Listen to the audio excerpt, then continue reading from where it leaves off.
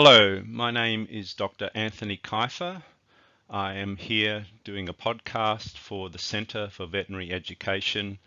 The title of my podcast tonight is Dental Radiology, a Beginner's Guide to Radiographic Interpretation.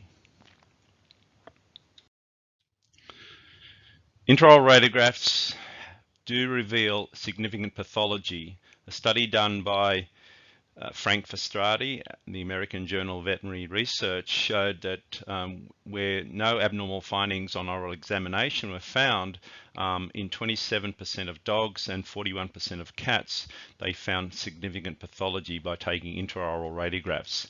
And in those animals that did find or did have abnormal findings on oral examination, over 50% of dogs and over 50% of cats revealed more pathology. Cats especially, you're going to find more tooth resorptions by taking intraoral radiographs.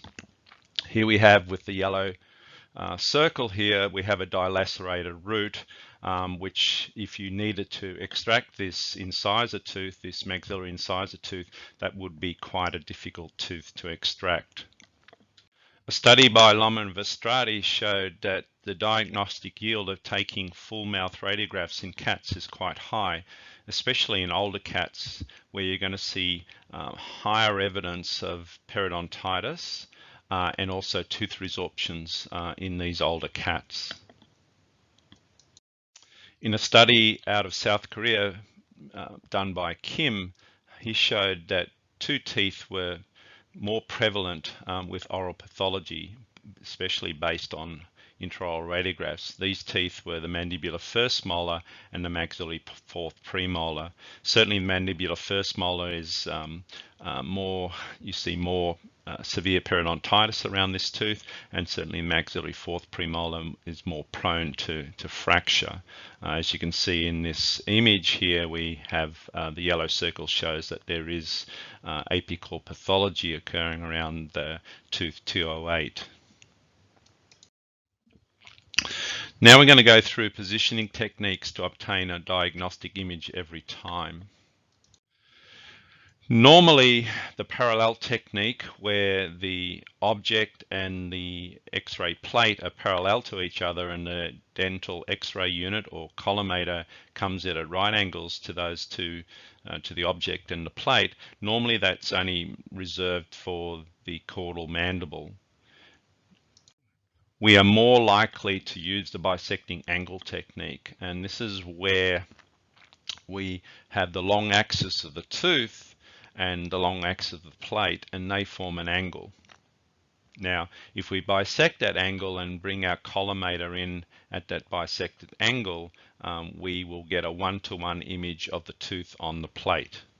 Now, a rule of thumb is that if you have your collimator starting at right angles or 90 degrees to the film, and you drop 30 to 35 degrees from the vertical for the anterior teeth, the rostral maxilla or rostral mandible, you'll get a one-to-one image of the canines and the incisors on the plate. This is a demonstration bisecting angle technique, and as you can see on the right side, we have a time-lapse video showing you a block of wood with a shadow formed. At roughly around 2:30 p.m. The shadow is about the same height as the block of wood. As the sun starts to set, if you look on the left-hand side, the shadow becomes longer, which is demonstrated in the image on C.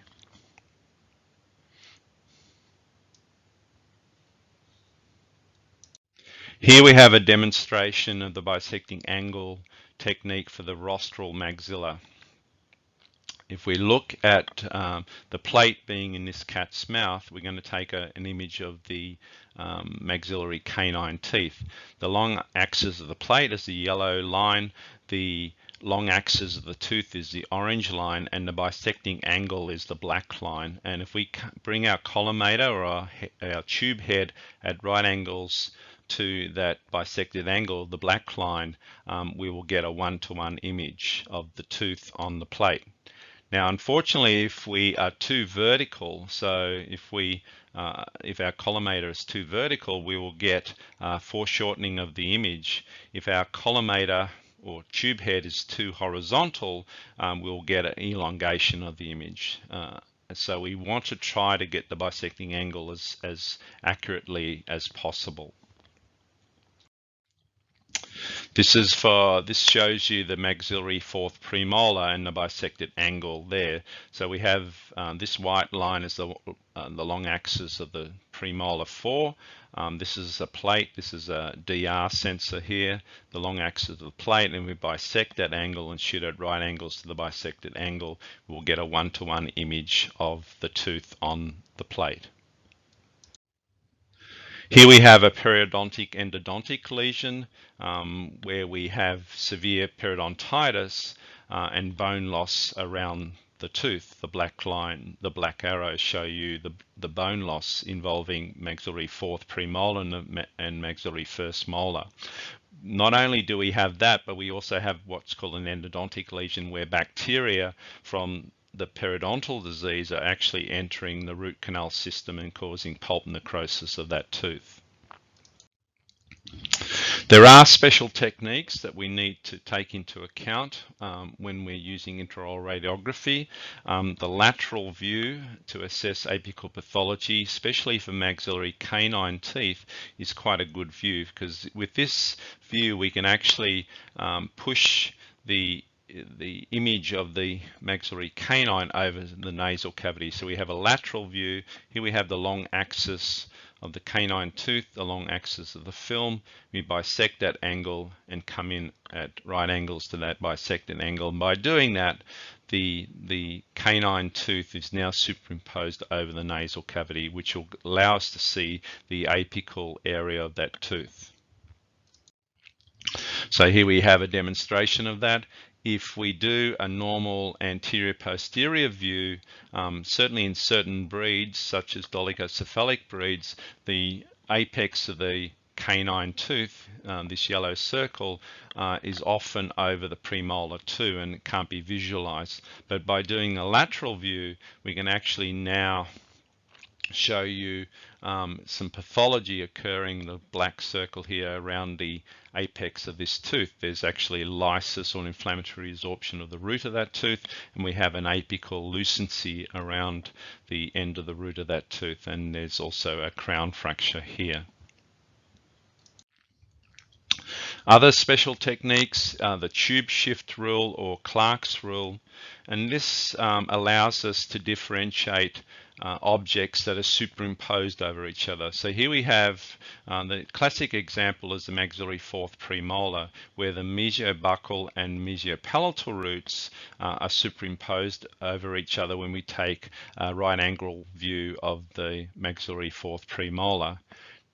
Now, by doing a tube shift in the horizontal direction, what we do here, so this is just demonstrating that in this situation, the red circle, the maxillary fourth premolar distal root, which is actually more buccal, is superimposed over the maxillary first molar, and we can't see if there's any pathology occurring around the maxillary, the apical area of the maxillary fourth premolar. So by doing the tube shift, where we don't change our vertical angulation, but we go to a 30-degree from a caudal to rostral view. By doing that 30-degree horizontal shift or tube shift, now we are separating the mesiopalatal root from the mesiobuccal root, so they're not superimposed over each other. And also because the distal root is more buccal, it will go in the opposite direction. So it's called same lingual opposite buccal. So anything that is lingual will go in the same direction as the tube shift. Anything that is buccal, such as the mesiobuccal root and the distal root, will go in the opposite direction. So if you did that, here we have our original radiograph showing you the maxillary fourth premolar with the distal root superimposed over the maxillary first molar. By doing the tube shift, now the buccal root We're shooting from caudal to rostral, and the buccal root, or the distal root, sorry, which is more buccal, is showing now some pathology. We're seeing some lucency around that. And not only that, we're actually differentiating the mesiobuccal and the mesiopalatal roots. You can see that's the mesiopalatal root, which goes in the same direction as the tube shift, whereas the mesiobuccal root goes in the opposite direction of the tube shift. The other problem we have in cats is that the zygoma is quite large. Being a nocturnal animal, their globes are quite large and they have quite a large zygoma. So if we're taking a normal bisecting angle technique for the maxillary fourth premolar, often the zygoma is superimposed over the area of interest. Usually the area of interest in cats is the cervical area or the neck area of the tooth, and also the crestal bone areas. Now, by doing a more horizontal tube head position, so by doing this, we actually, instead of shooting at 45-degree angle to the maxillary fourth premolar, we drop the angle to 30 degrees, so we're more horizontal. By doing that, the zygoma moves in a dorsal direction away from the cervical area of the maxillary fourth premolar. So now we can visualize the cervical area. We can see tooth resorption here. We can also see that there's some bone loss occurring, some furcation bone loss occurring there. And the little red arrows just show you where the zygoma is now positioned. It's moved in a dorsal direction by just dropping the collimator into a more horizontal position. We will get elongation of the roots of this tooth, but it still will give you a diagnostic image of the cervical area of the tooth. What about radiographic oral anatomy? What is normal and what's not? Here we have a maxillary canine tooth, and just to show you the aging process that goes on, and with dentine being laid down around the pulp of this tooth. Now, in a 1-year-old animal, the canine has quite a large, wide pulp. The apex is usually closed by about 9 to 10 months of age in dogs. So the apex is closed here. One thing that's interesting is we get this effect called the chevron effect. And what it is we see an increased radiolucent area around the apex of the canine tooth, especially the canine tooth, but it also can affect the mandibular first molar tooth. Now, what we think it is because dogs' teeth have an apical delta, so they have lots of little entry points for the neurovascular bundles to enter the apex of the tooth. That area becomes less radiodense, so it becomes more radiolucent. The chevron effect should be a nice symmetrical outline with a little point or an apex to that chevron. If you suspect pathology, it normally doesn't look as evenly symmetrical as this. As the animal ages, so this is a 3-year-old animal, you can see that the pulp canal is starting to close down, and as depending on what the animal does with its teeth, if it's chewing on bones, rocks, things like that, there'll be reparative dentine laid down around the pulp to protect the pulp. So in a 9-year-old animal that's been chewing on hard objects, the pulp canal can be quite narrow and thin. So just expect that to be seen if you're taking radiographs from young to old dogs. The pulp does start to narrow as the animal ages. Here we have normal radiographic dental anatomy for the maxilla. So I'll start from left to right. Palatine fissure, these two palatine fissures here, they're basically neurovascular bundles from the major palatine nerve and artery, enters the palatine fissure and goes into the nasal cavity. Dentine is a layer of tooth that basically protects overlies the pulp of the tooth and the enamel of the tooth. Dentine is made up of about 65% hydroxyapatite, and the rest of it's collagen. So it is a living tissue. Cementum is specialized dentine that allows periodontal ligament fibers to attach to the root of the tooth. So cementum overlies the root of the tooth, and then there's a layer of dentine between the cementum and the pulp. Enamel in dogs and cats is usually 1 millimeter or less in thickness.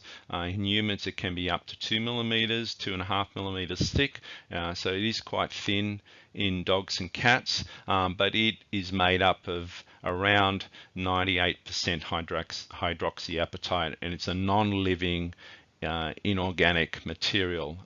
If enamel is lost, it is not replaced, whereas if dentine is lost, reparative dentine coming from odontoblasts that line the pulpal tissue can reform or form new dentine to protect the pulp.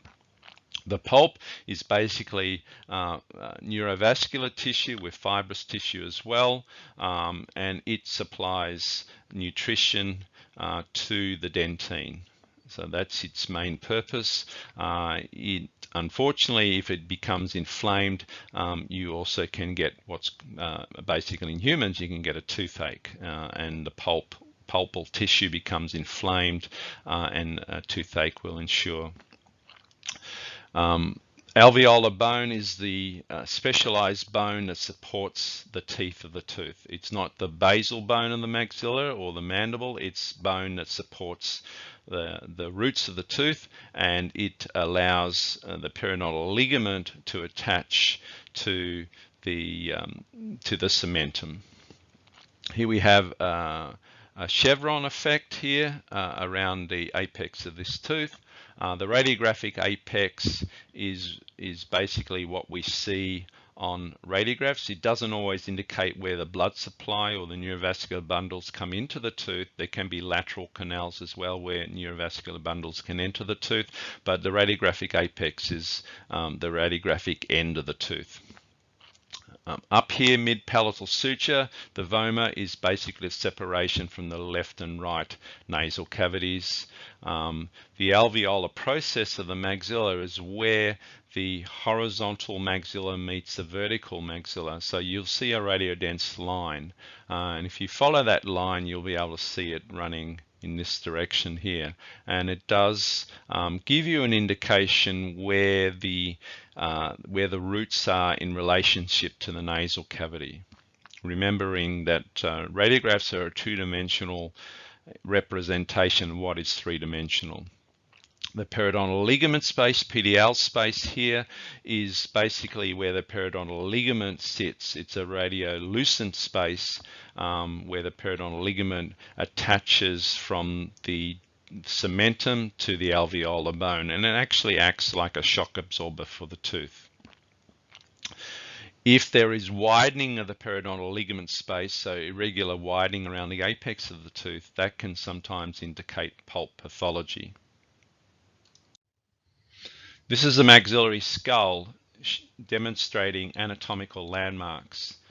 The infraorbital foramen is the exit point for the infraorbital nerve and infraorbital artery, which run in infraorbital canal.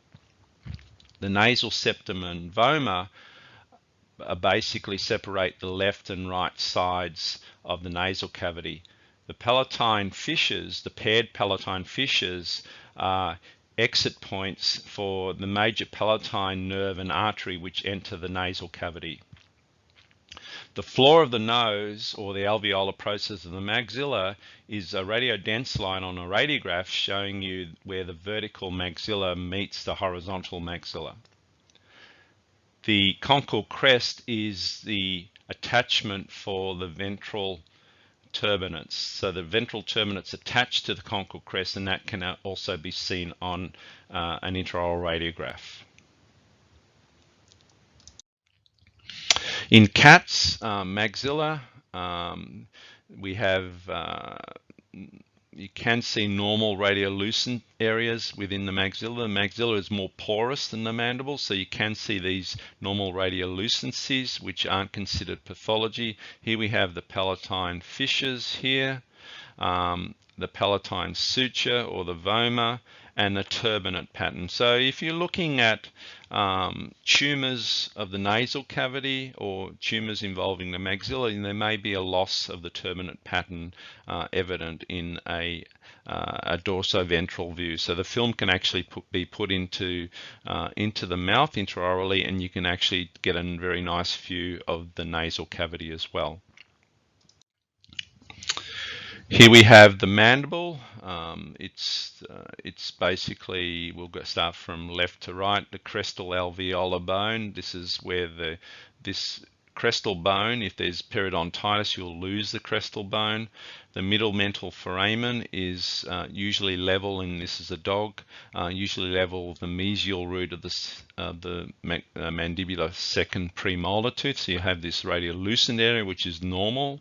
The mandibular canal running here, running into the middle mental foramen here, and also going forward as the incisive nerve supplying the canines and the incisor teeth.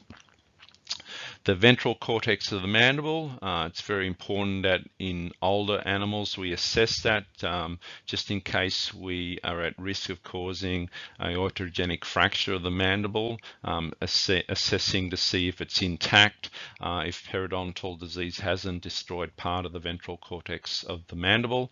Furcation areas are where the roots of the tooth come together to form the crown of the tooth. So furcation areas, the bone in this area, and often in periodontitis we see bone loss in this area.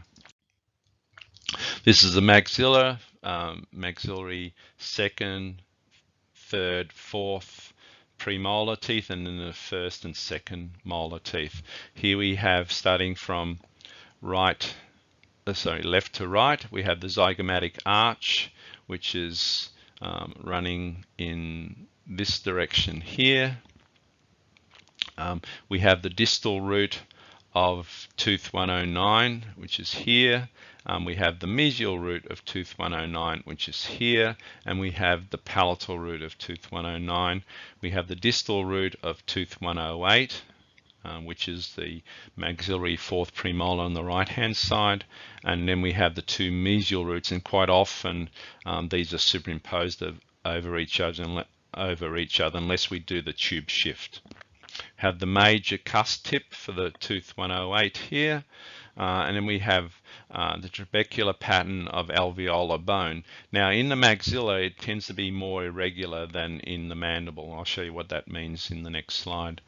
This is the alveolar process of the maxilla as well. So this is where the vertical and horizontal maxilla meet each other, so it's a radiodense line. In the mandible, here we have the second, third, and fourth premolar teeth, and then the first molar tooth, second molar, and third molar tooth.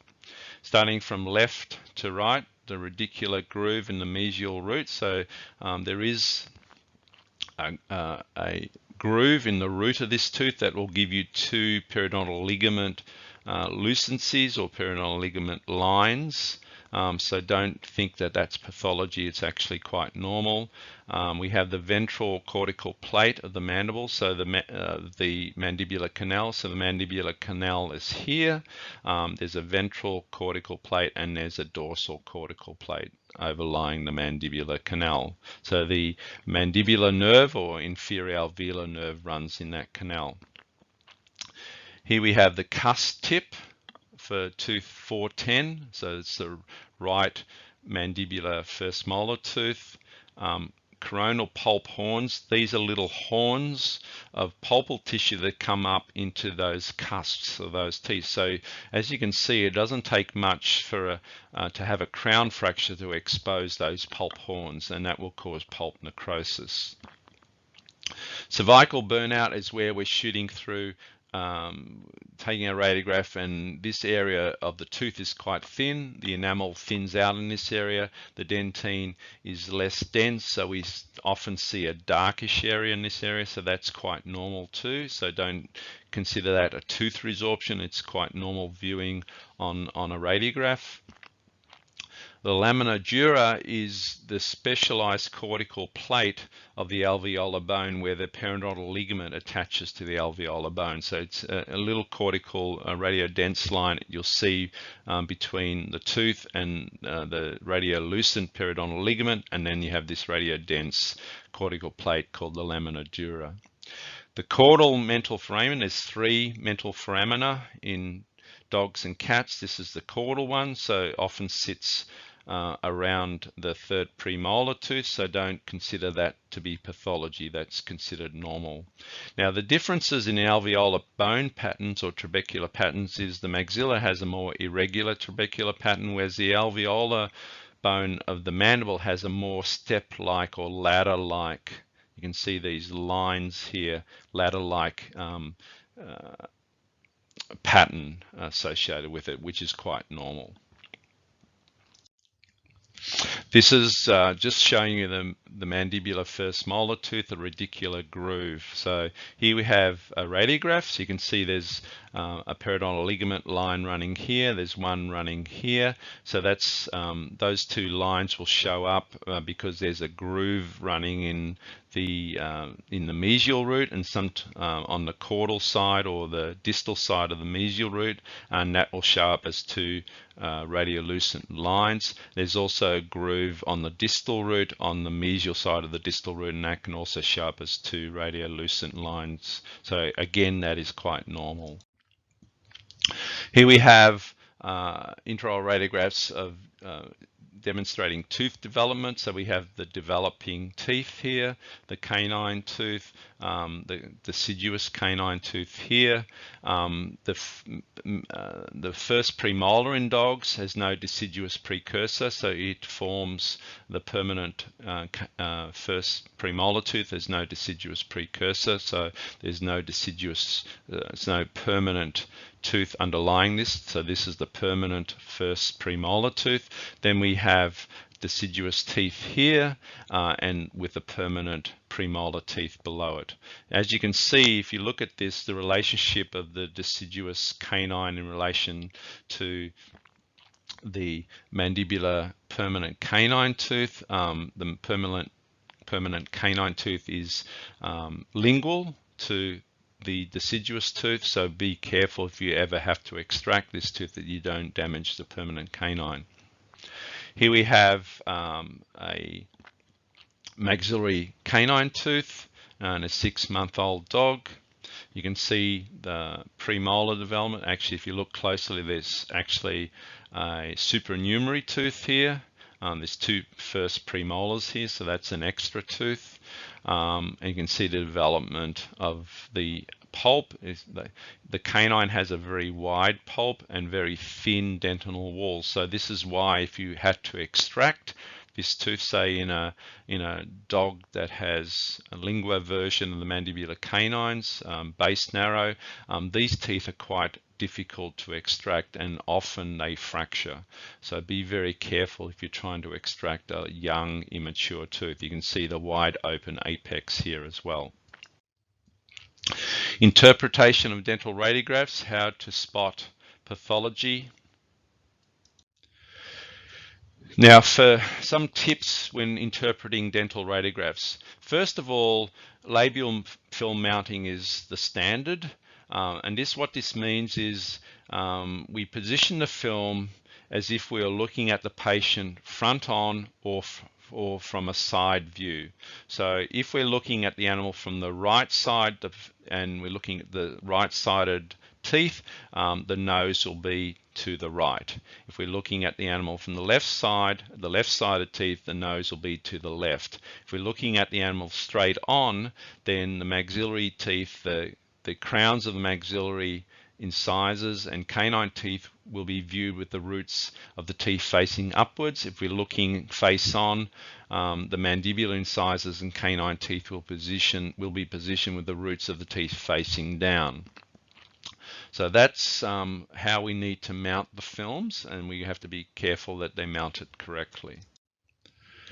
Some other tips, dental radiography is a special diagnostic test. It is a diagnostic test, and you have to combine other diagnostic tests, other results from other diagnostic tests with the intraoral radiographs. So periodontal probing is very important in giving us a three-dimensional view of what's going on around the tooth. Intraoral radiographs are also important. That will give us a two-dimensional view of any pathology that is occurring below the gingival tissues. So we shouldn't do radiographic interpretation in isolation. It should not be performed in isolation, and must be associated with a thorough oral examination and the use of other diagnostic tools, as we've mentioned. Full mouth series of radiographs, this allows you to pick up more pathology, but it also allows you to start to see what is normal. And this is very important, to identify what is normal and now to start to realize what is abnormal. If we have any doubts, radiograph the same tooth on the other side, and that will give you an idea. Hopefully that tooth is normal, and that will give you an idea whether the tooth you're radiographing has any pathology associated with it. Use of special radiographic techniques, as we've also previously mentioned, the Clark rule and so forth, to avoid superimposition, especially of the maxillary canines, where we can put the maxillary canine and do a lateral view and then push it over the nasal cavity, or the fourth premolar teeth, where we will do a tube shift for the maxillary fourth premolar teeth. So in my opinion, to get predictable and reproducible diagnostic imaging, we need to have the dog or the cat in sternal recumbency for maxillary views with the hard palate parallel to the film, and in dorsal recumbency for mandibular views with the mandible and film horizontal to the tabletop or parallel to the tabletop. That is the best way of getting diagnostic imaging. Just what we showing you before, the labial mounting. So if you look at the rostral maxilla, the roots of the canine incisor teeth are pointing upwards, the crowns are pointing downwards.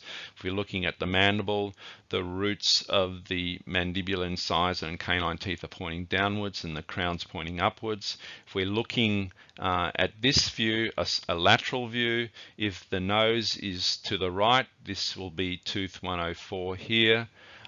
If the nose is to the right, if we're looking at the mandible, this is tooth 404. If the nose is to the left, this is quadrant 2, so this is tooth 204. And if the nose is to the left for the mandible, this is tooth 304. So that's what we mean by labial and side view mounting of these films, to allow us to identify which side we've taken the radiograph on. Sometimes it's not possible to get the animal into sternal recumbency. So you can see in this situation, there I am there helping out. We're in Africa and we're taking some radiographs of this lion. So unfortunately in this situation, the animal has to be in lateral recumbency. So we'll just go through a little bit of pathology, pulpal disease pathology that we need to identify. Some rules of thumb here. If we suspect pathology, radiographing the contralateral tooth helps us in assisting whether there's real pathology or variation on normal in the tooth we're radiographing. You do need 40 to 50% mineral loss in the bone to see a radiolucent area. So X-rays going through areas of different densities, we may see shades of grey rather than true black lucent areas. So just know that that's what we'll see. Widening or loss of the apical periodontal ligament space is a sign of pulpal disease. Just remembering that we do see lucencies involving the apical periodontal ligament space with the chevron effect around the canines, the maxillary canines especially, and the mandibular first molars. So it's usually the widening is irregular widening of the periodontal ligament space. A widened pulp chamber when compared to neighboring teeth or the contralateral tooth suggests pulp necrosis, and that usually indicates that the pulp in that tooth died at a very young age. If you change your tube head horizontal angulation, you may change the apical periodontal ligament space shape. And just remember that. Sometimes we do that just to rule out any potential pathology that we think is there, and by changing the horizontal angulation we actually are changing the periodontal ligament space shape, and that may indicate there's no actual pathology there. If we're looking at the borders of a lesion, if they're well demarcated, that can often indicate what we call a radicular cyst, which is a cyst that forms due to pulp necrosis around the end of the root of a tooth. Or if we're looking at a diffuse lesion, that indicates apical periodontitis or apical lucency, which is associated with pulp necrosis as well. So here we have basically changing a tube shift where we've changed the angulation. So in this situation, this little white marker is a gutta perca marker. It's showing up a root that's been fractured off and retained. This animal had a cutaneous draining sinus. And if you look at the maxillary fourth premolar distal root, it looks a little bit suspicious here. This yellow circle, we're seeing some possible lucency here. But by just changing the angulation, that lucency is gone. So just by changing our horizontal angulation, we can now see that there's no lucency there. So this tooth is healthy and alive with no pulp necrosis. Other areas of pulpal disease. So here we have mandibular first molar tooth. You can see compared to the neighboring teeth, it has a very wide pulp chamber. And here we have the black arrows show quite a large lucency occurring around the distal and mesial roots of that tooth, and furcation bone loss.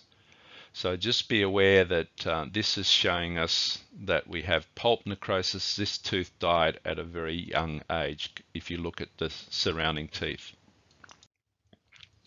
Here we have an older dog with the ubiquitous swelling, cutaneous swelling just below ventral to the eye, often an indication of pulp necrosis of a premolar 4 or maxillary first molar, or even maxillary third premolar.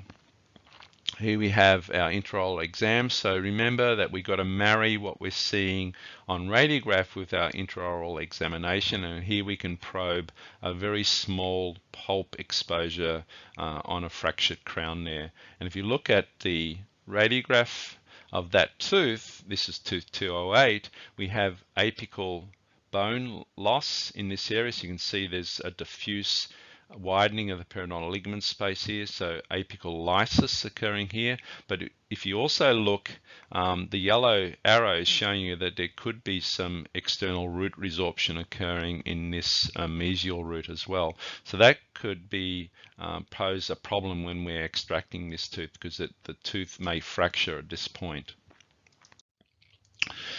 Periapical bone lysis around tooth 204. In this view, we can compare tooth 304. This is tooth 304. You can see around the apex of this tooth is quite a nice even periodontal ligament space. So that would suggest, even though there's tooth wear here, that would suggest that there's no issues with pulp necrosis in that tooth. Whereas in this tooth, with the same similar tooth wear, but with a possible pulp exposure, you can look at the narrowness of the pulp chamber here compared to the widening pulp chamber here. So that would suggest this tooth became, or the pulp in this tooth became necrotic at an earlier age, and you can see widening, irregular widening around the periodontal ligament space around the apex of that tooth. So that would be, combine that with what you're seeing intraorally in the visual exam, that would be pulp necrosis of that tooth.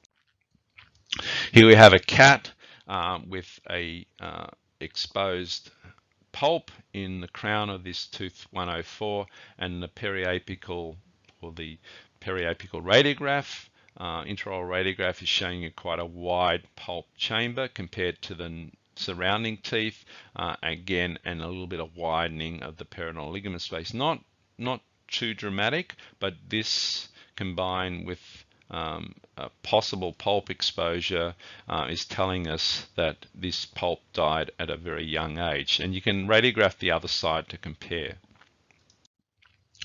Here we have intrinsic staining. So what we mean by that is internal discoloration of the tooth. You can see these teeth, tooth 201 and 202, have intrinsic staining or discoloration. We take a radiograph of these teeth. This is 201 here, and this is 202. We can actually see that there is an apical lucency occurring around 201 and possibly 202, but we can also see that there is widened periodontal pulpal chambers in both these teeth when compared to the neighboring teeth. So this is 101, 102, very narrow pulp canals, whereas these are very wide pulp canals. So again, that would go along with pulp necrosis of those two teeth. An older cat with tooth 204, fractured crown. Now, if we compare that with tooth 104, this is tooth 104, you can see this is the fractured crown. We have a very wide pulp canal here, again indicating that this tooth died at a very young age, whereas this is quite a normal looking tooth with a narrow pulp canal, which we expect in an older cat. Here we have a complicated crown root fracture involving tooth 208. So we have a fractured crown, and this is extending into the root of the tooth. Now, normally you can't do root canal treatment on these teeth. Once you get a fracture of the root of the tooth as well, you get an accelerated periodontal disease occurring in this area, and the owners can, even if you did root canal, they can't keep this area clean. So normally this is an indication for extraction. So if you look at the red arrow here, it's showing up inflammatory resorption occurring around that root. So the radiograph is going to help you to show you that this root may fracture if you're trying to extract that distal root. There's also apical lysis, so widening of the periodontal ligament space here and widening of the periodontal ligament space around those mesial roots, showing us that we have pulp necrosis and apical periodontitis occurring around the roots of that tooth 208. We'll just talk a bit about periodontal disease. For periodontal health examination, we look at a few things. We look at the crestal bone between the teeth and in the furcation area. So any bone loss or loss of height of crestal bone or bone loss in the furcation area is an indication of periodontitis. So if we see a loss of the knife edge or blunting of the crestal bone, or loss of the sharp angle between the lamina dura and the crestal bone, and widening of the periodontal ligament space, this can be an indication of early periodontitis. Often this is not picked up. We miss this. We tend to pick up the later stages of periodontitis. If we see angular or horizontal bone loss, this is also an indication of periodontitis or bone loss around the teeth. As a general rule, angular bone loss is more associated with deep probing depths. So our periodontal probe will go down deeper in these areas, whereas horizontal bone loss is usually associated with gingival recession and horizontal bone loss indicating periodontitis. So just to show you what I mean by that, here we have a cat, the premolar 4 in the mandible. We have widening of the crestal periodontal ligament space. we have got some bone loss in this area here. So that can be an indication of early periodontitis. This is a young animal. You can see the knife edge furcation bone here, and that is normal. Even though there's widening of the periodontal ligament, we see that in young animals. So that knife edge is what we would like to see as being normal and not showing any evidence of periodontitis. Here we have a radiograph of mandibular canine and premolar teeth. You can see the white arrow here is showing us angular or vertical bone loss. The red arrow is showing us the lingual plates, and normally often in periodontitis the bone is lost more on the buccal or labial side than on the lingual side. So we're seeing, even though this is two-dimensional view, we're actually seeing three-dimensional. We're seeing the lingual plate of bone, but we're seeing the buccal plate of bone also with this angular bone loss here. And then we're seeing a more horizontal bone loss here. We're seeing furcation involvement here as well, and furcation involvement there. Here we have a localized periodontitis associated most likely with a wedged foreign body. As you can see, if you look at the surrounding teeth and the rest of the mouth and probing desks are all normal apart from this area, you can nearly see a semicircle here and a lesion here in this root of this mandibular second molar tooth. It looked like something was stuck in this area, and that caused accelerated periodontitis due to food accumulation and plaque bacteria accumulating in this area, and we see bone loss.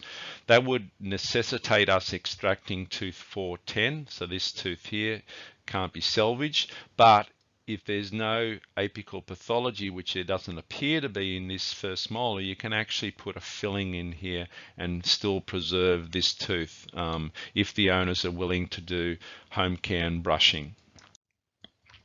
Here we have Pepper with grade 3 or 4 periodontal disease. Again, we're seeing bone loss. Here we have buccal bone loss.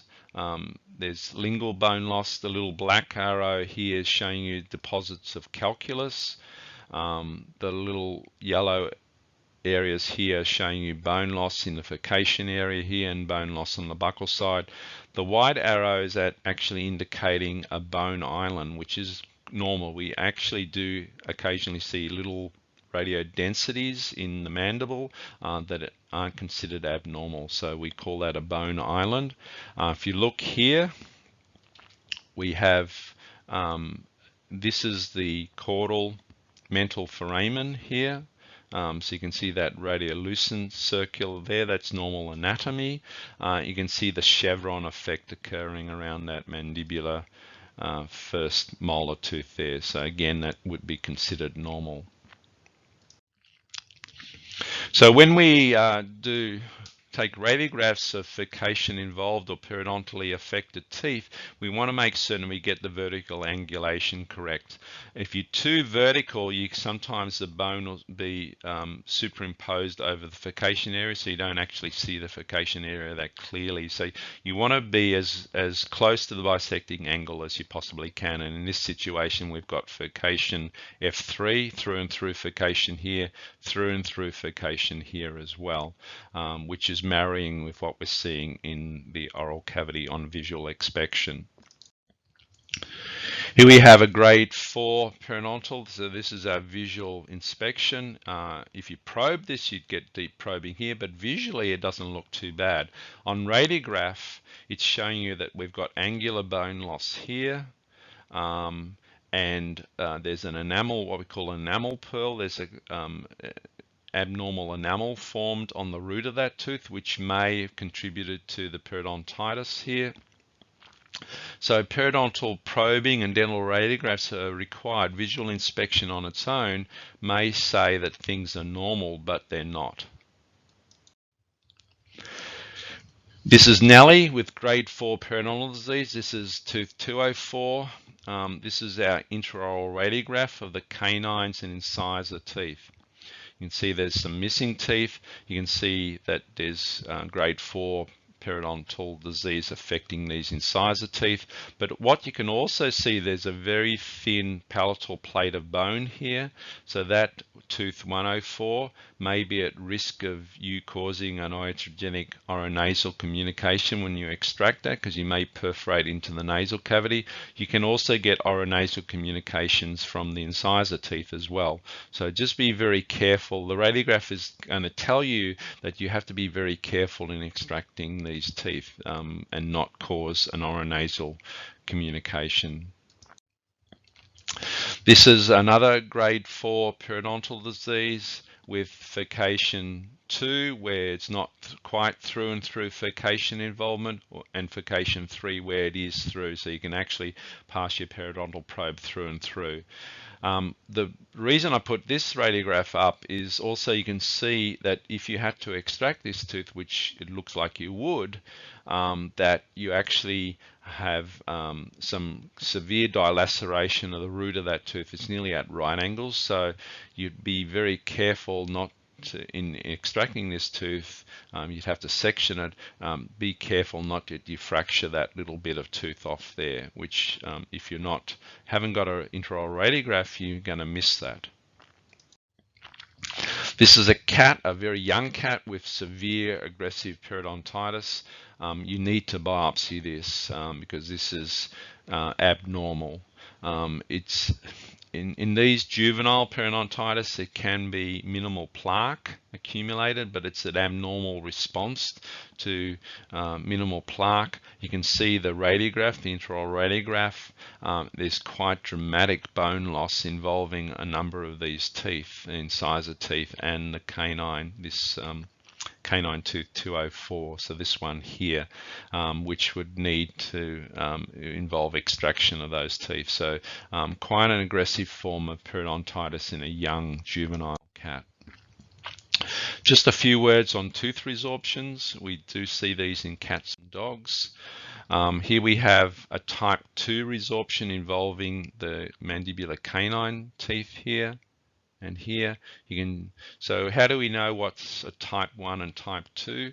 A type 2 tooth resorption is where we see a loss of the periodontal ligament space. So we can sort of follow the periodontal ligament down here, but we lose it in this area here. So we're losing periodontal ligament, and also the radiodensity of the root starts to look more like bone. So we're losing the density of the tooth root. So in this situation, this would be a type 2 resorption and affecting that canine tooth. Here we have what's called a stage 5 tooth resorption, where the crown is actually fractured off, and tooth 407, the roots are undergoing replacement resorption by bone. So normally you don't have to do anything with that. But in these situations, we try to extract as much of the tooth root as we possibly can. So you might get down to this level, you might get down to this level, but you may not get all of that root out.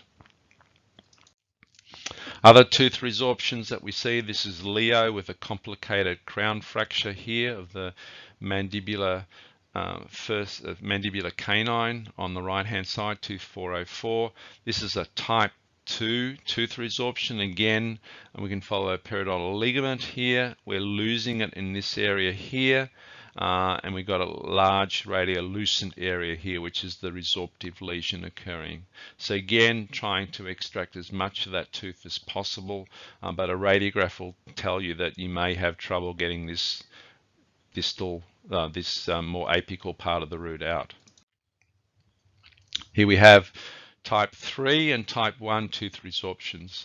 So the red arrows are showing you severe periodontitis, angular bone loss in around this mandibular first molar. We have a cervical or type 1 resorption occurring here. We have a type 3 resorption where we can follow periodontal ligament around the root of that premolar 4. So we should be able to extract all of that tooth, but you can see that the distal root of premolar 4 has actually undergone replacement and resorption, and we can't extract that. So we call that a type 3 resorption, whereas this is a type 1 resorption.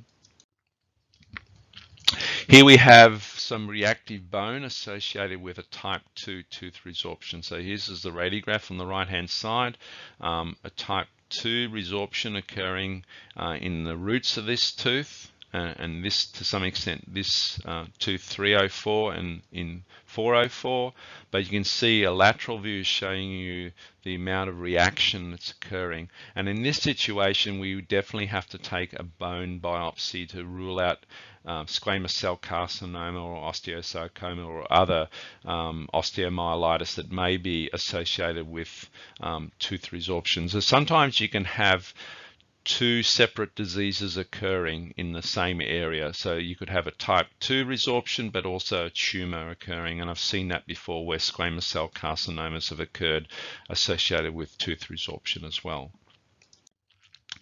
In this situation, we have a type 2 tooth resorption involving tooth 407 and 408.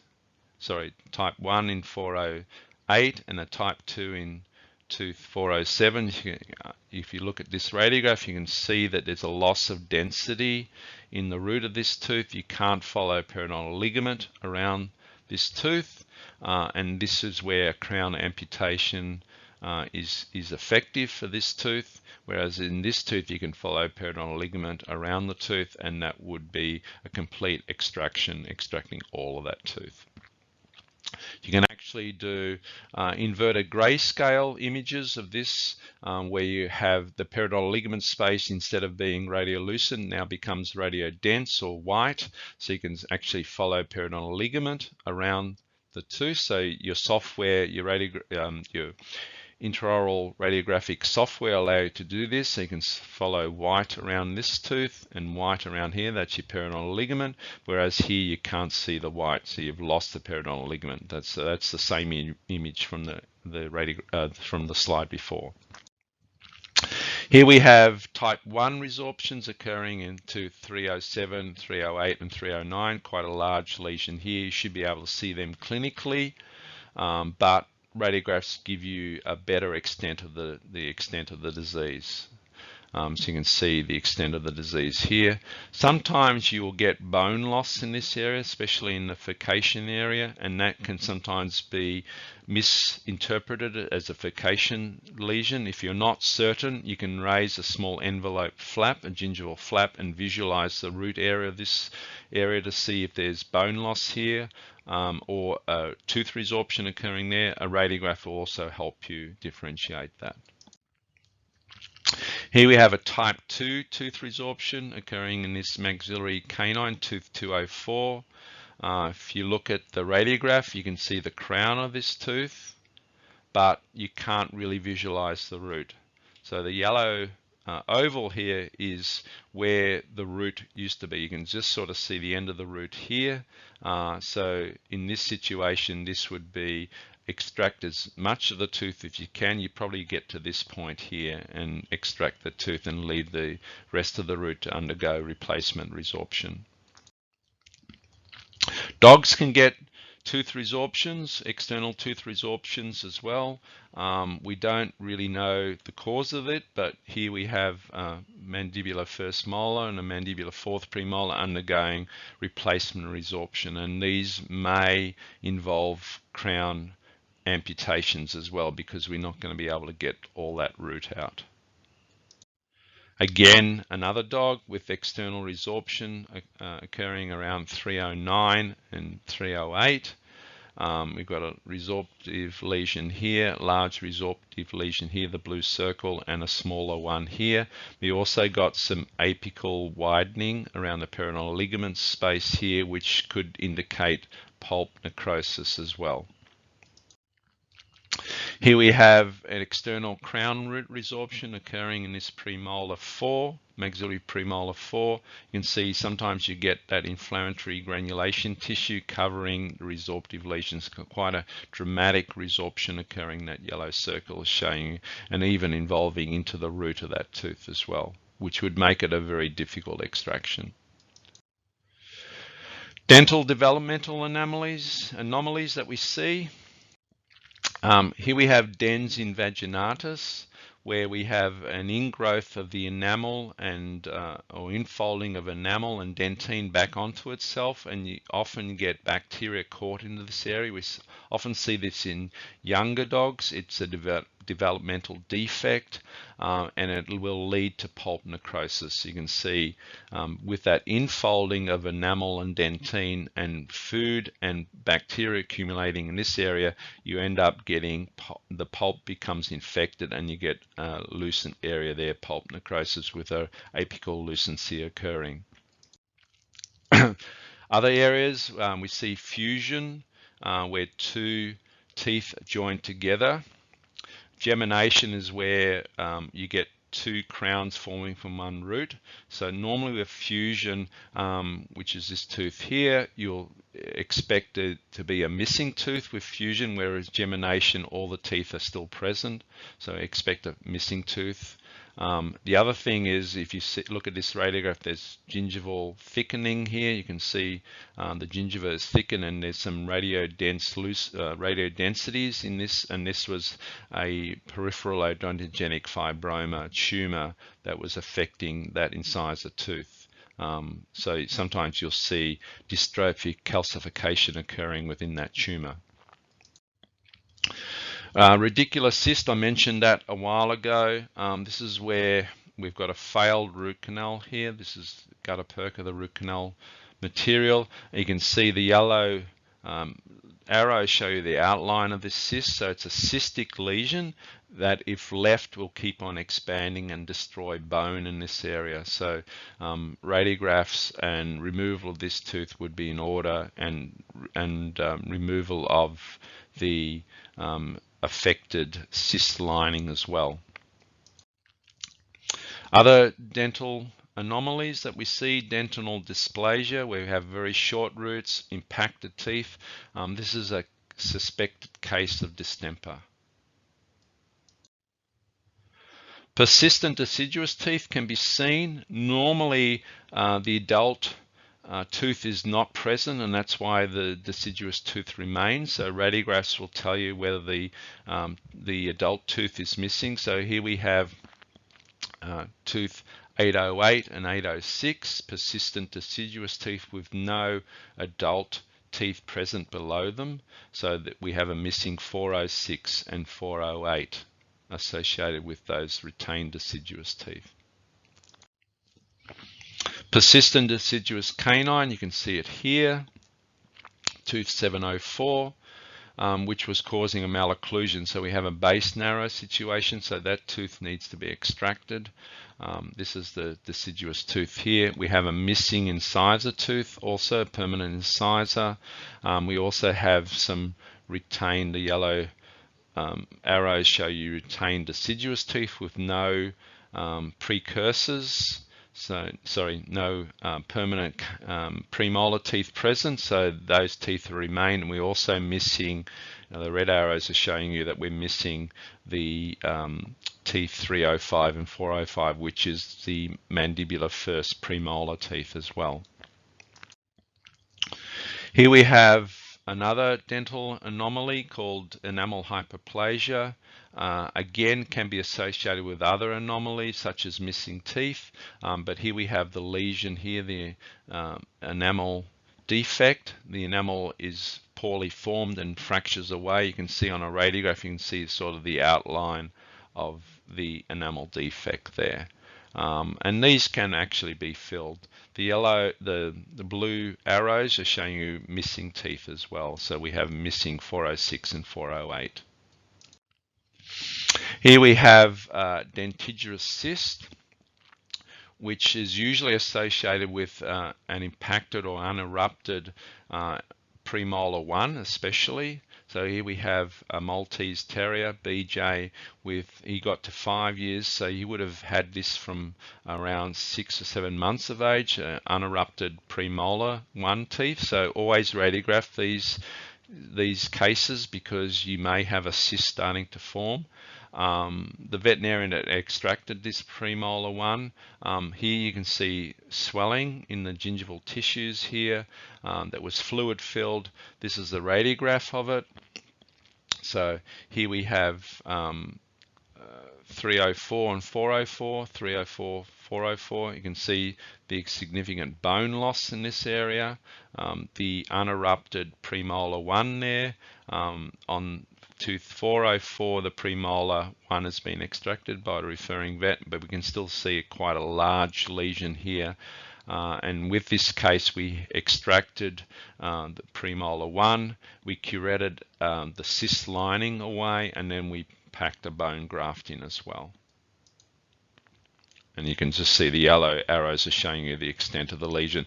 These dogs, if left long enough, can fracture their jaw in this area, and I've seen that in boxer dogs.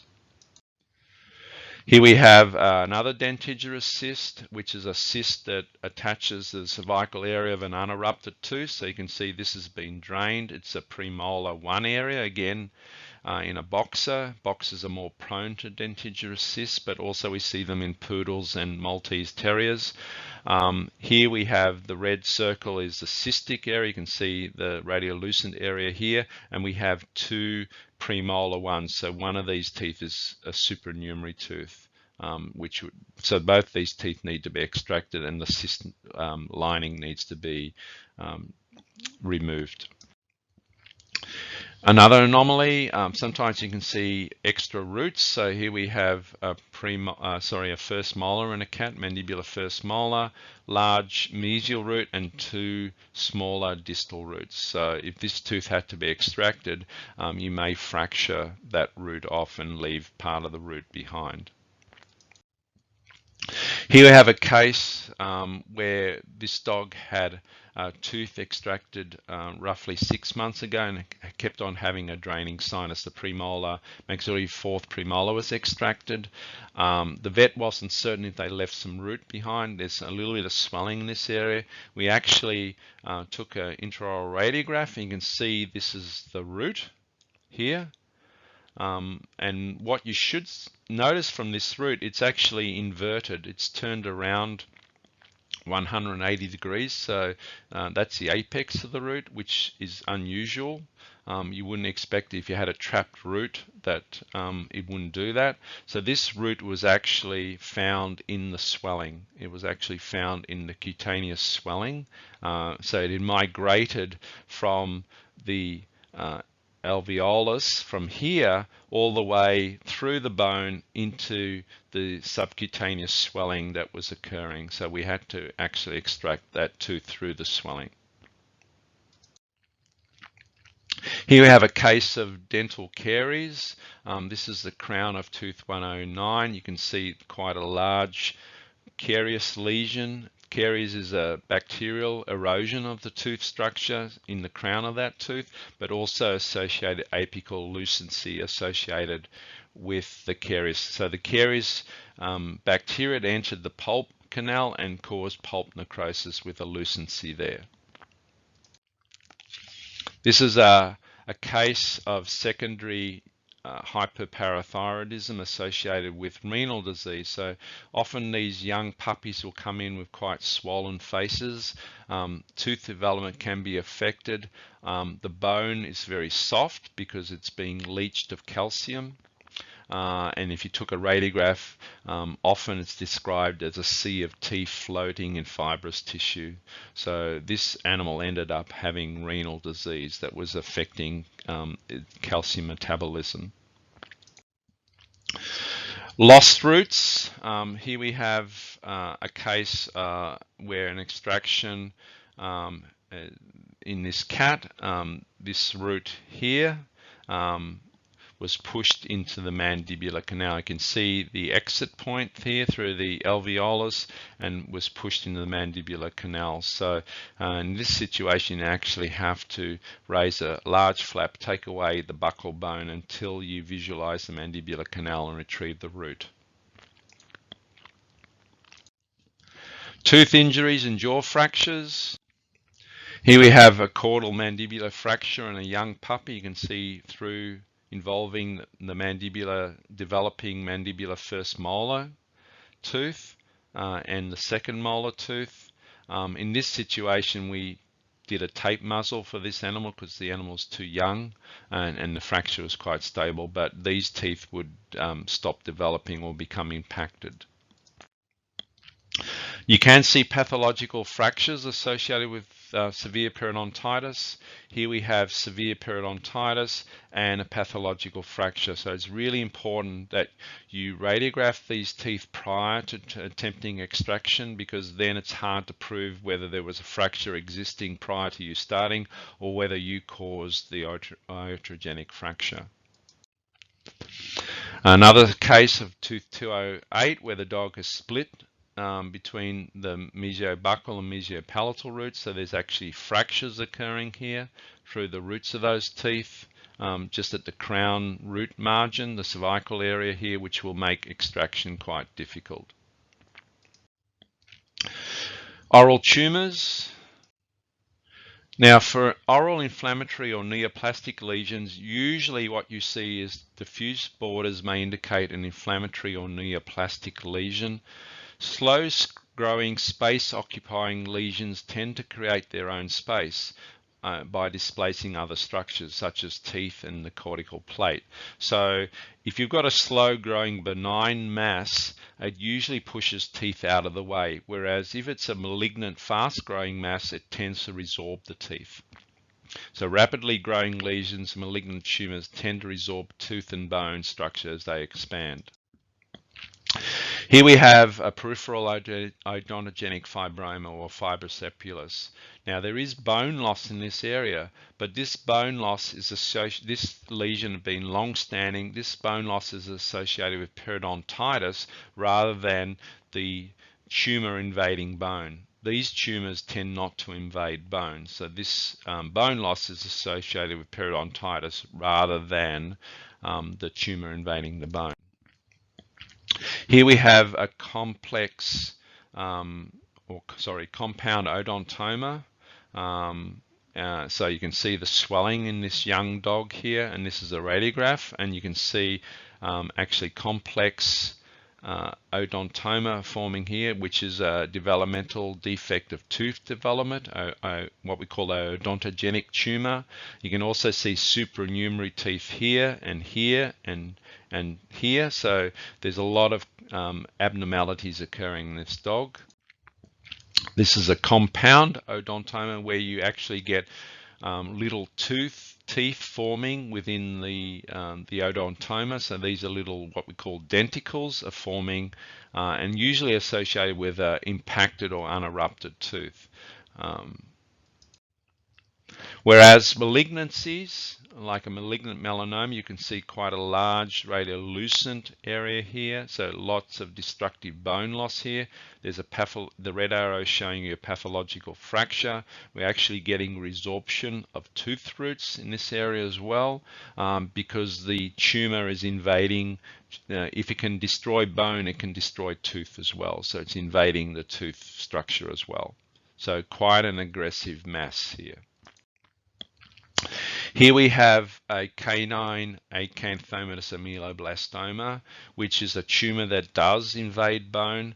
This is the tumor here in this older German Shepherd dog. This is the radiograph showing you the red circle is showing you the bone loss occurring around these incisor teeth. And with these, usually you have to get a 1 centimeter margin, so you're cutting right back here. This is another situation of an oral squamous cell carcinoma in an older fox terrier. Note on this radiograph the bone invasion. So we've got radiolucent areas here, irregular pattern of the third incisor tooth, and tooth resorption occurring in that canine tooth as well. So quite an aggressive tumor occurring. So biopsy is really important when you're seeing things like this, especially if this is asymmetrical. If you're seeing this lesion here and the rest of the mouth looks healthy, suspect a tumor, especially in an older animal. Here we have an intranasal mass. You can see there's swelling of the hard palate here, and swelling on the bridge of the nose. Intraoral radiograph, if you look, I mentioned before, looking at turbinate patterns. So here we have a normal turbinate pattern on the left side, but if you look at the right side, there's a loss of turbinate pattern. There's also radiolucencies occurring in this area and a radiolucent area. So once we start to lose the turbinate pattern, there's something going on, and this was actually an intraoral mass. An intranasal mass.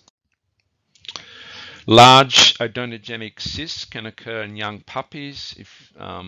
So you can see here there's a cystic lesion. There, the caudal extent of that cystic lesion. It's slow growing, so the roots aren't going to be resorbed in this situation, although in this situation the root was starting to be resorbed, but because we're at the caudal extent of this odontogenic cyst, the roots became dilacerated, actually curled up into themselves, trying to get away from this cystic invasion or expansion that is occurring in the jaw. Here we have an inflammatory lesion. This is a central giant cell granuloma in an ulnar adhesion ridgeback. So you can see the diffuse radiolucency that's occurring. It's more gray, suggesting soft tissue infiltration in this area. There's resorption of roots of teeth and resorption here. So it's quite an aggressive mass, and within that mass you're getting cystic lesions as well. So this is quite a difficult mass to treat, and you can see the amount of bone loss in that caudal maxillary area as well.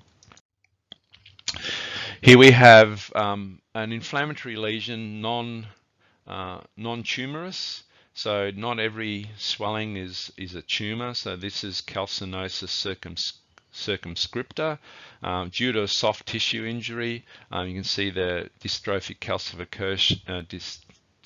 calcification occurring in the chin area here, and that can just be removed. You can see there's a little bit of bony reaction occurring around the incisor teeth, so that can actually be removed, and the animal will be quite happy after that removal. Thank you for attending this podcast. I hope you took something from this.